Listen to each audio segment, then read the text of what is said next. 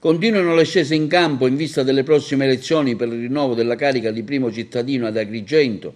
Dopo le annunciate candidature, quella dell'ex sindaco Marco Zambuto e del medico dottor Francesco Miccichè, anche lui un ex assessore, ora è la volta di un altro ex assessore e già consigliere comunale, che ha annunciato anche lui la decisione di partecipare alla prossima competizione elettorale.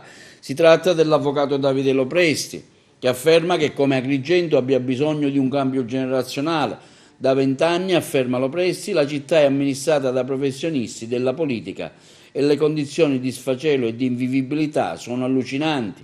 Anche l'ex sindaco Aldo Piazza ha voglia di partecipare alla prossima competizione elettorale per la poltrona di primo cittadino. Aldo Piazza attualmente ha deciso di mettere a disposizione del centrodestra la sua persona, disponibile anche lui a misurarsi con la città. Certo che alla luce di quanto ha fatto e della sua esperienza politica romana, anche acquisita a livello personale, ce la possa fare.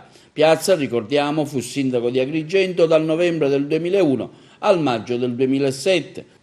Intanto il movimento del presidente della regione Nello Musumeci e dell'onorevole Giusy Savarino diventerà bellissima, sta scegliendo il da fare per la sindacatura a sindaco di Agrigento.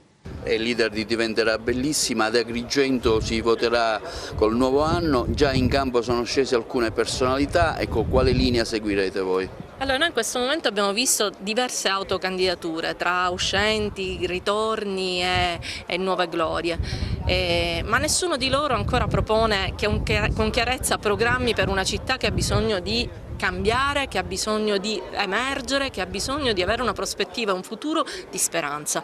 Ebbene, noi stiamo cercando invece di parlare di questo e con i nostri amici siamo più volte riuniti, ora nomineremo anche il coordinatore locale oltre che il nostro coordinatore provinciale che è agrigentino e stiamo lavorando, intanto raccogliendo diverse adesioni rispetto a un'idea di Agrigento che punti al futuro e che faccia della sua costa, faccia del suo parco un momento di interazione che serva all'economia e allo sviluppo di questa città che per noi è un fiore all'occhiello che deve essere